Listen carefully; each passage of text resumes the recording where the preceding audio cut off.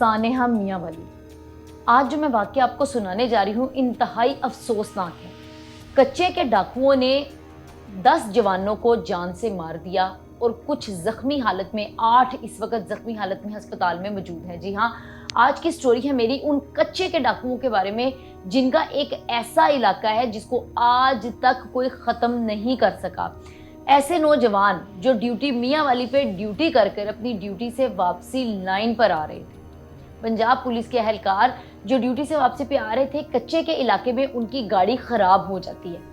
گاڑی خراب ہونے پر وہ کال کر کر اپنی لائن میں نئی گاڑی یا دوسری گاڑی منگوانے کی ڈیمانڈ کرتے ہیں یا وہ بات کرتے ہیں، جس کے اتنے گھنٹے بعد بھی ان کو گاڑی نہیں پرووائڈ کی جاتی۔ آخر 4 سے 5 گھنٹے وہ وہاں کھڑے رہتے ہیں اور پھر کچے کے ڈاکو آتے ہیں اور ان پر گولیاں چلاتے ہیں اور ان کو مار دیتے ہیں۔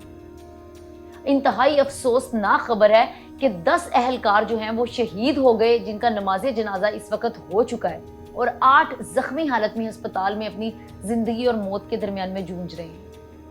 میں اس واقعے کے بارے میں کیا کیا کوٹ کروں، کیا کیا بیان کروں، مجھے آپ یہ بتائیں۔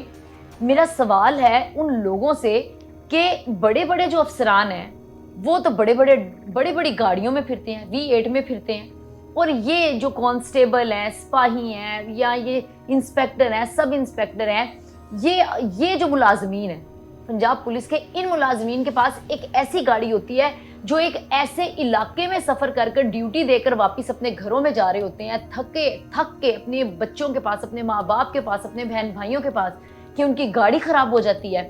پہلے ان کو کس قسم کی گاڑی پرووائڈ کی گئی ہے، ان کو کس قسم کی سہولیات مہیا کی گئی ہیں کہ ان کی گاڑی ایک ایسی جگہ پر خراب ہوتی ہے جہاں پر وہ موت کے منہ میں چلے جاتے ہیں۔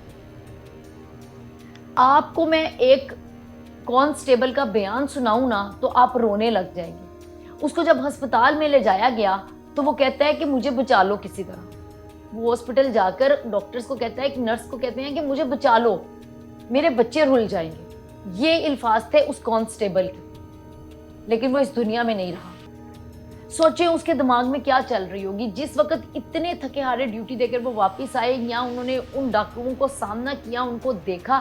اتنا جدید اسلحہ ان ڈاکوؤں کو پرووائڈ کون کرتا ہے؟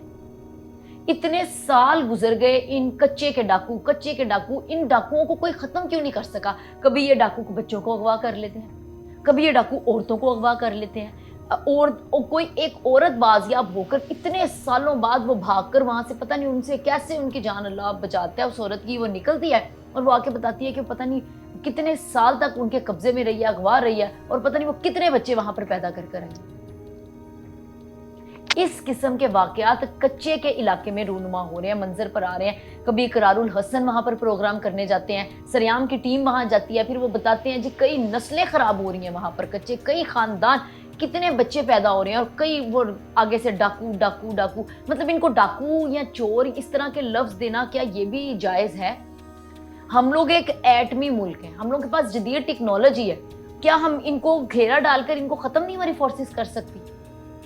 ان کو کوئی ختم کرنے والا نہیں ہے۔ یہ جو آئے دن لوگوں کی زندگیاں خراب کر رہے ہیں، کسی کے بچے اغوا کرتے ہیں، کسی کی مائیں بہنیں اغوا کرتے ہیں، کہ کبھی یہ اہلکاروں پر حملہ کرتے ہیں، یہ 10 جوان جن کے گھر میں قیامت ٹوٹی ہے، ان کا جواب دہ کون ہے؟ ان کے گھر میں اب کون روزی فراہم کرے گا؟ ان جانوں کی قیمت ہی کوئی نہیں تھی جو آپ کے ملک کو سرو کر رہے ہیں، جو آپ کے ملک کی حفاظت کر رہے ہیں، ان کی کوئی جانوں کی پرواہ نہیں تھی۔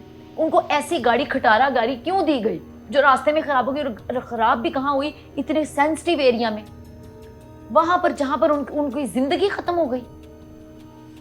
پتہ نہیں گھر بیٹھے کس کی ماں انتظار کر رہی تھی، کس کے بچے انتظار کر رہے تھے۔ اس تکلیف کو صرف وہی سمجھ سکتے ہیں جن پر یہ تکلیف آئی ہے، جن کے گھر میں یہ قیامت ٹوٹی ہے، یا یہ وہ لوگ سمجھ سکتے ہیں جن کے لوگ فورسز میں ہیں، وہ مائیں بہنیں، وہ بچے، وہ اولاد، وہ یہ سب اس تکلیف کو سمجھ سکتے ہیں اس وقت۔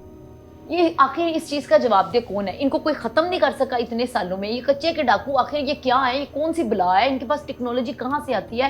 ان کے پیچھے کن کے ہاتھ ہیں؟ ان کے پیچھے کون ہے ان کو سپورٹ کرنے والا جو ان کا نام و نشان ملک سے ختم نہیں ہو رہا؟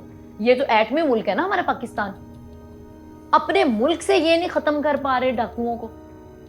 یہ کس لیے ہے؟ آج جی تھوڑی سی سزا کے لیے کسی کو معطل کر دیا جائے گا، سسپینڈ کر دیا جائے گا، تھوڑی دیر سے بعد وہ واپس آ جائے گا۔ کہ جی ان کو گاڑی نہیں دی گئی. اتنے وہ فون کرتے ہیں, گاڑی مانگتے ہیں, ان کو گاڑی نہیں پہنچتی. ان کے دیکھیں ڈاکوؤں کے پاس اسلحہ ہے اور جو ڈیوٹی دے رہے ہیں ان کے پاس ایسا اسلحہ ہی نہیں کہ وہ اپنا بچاؤ کر سکیں.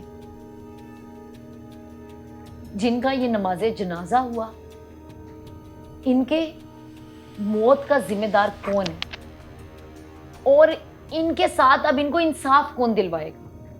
کیا کسی کے پاس جواب ہے؟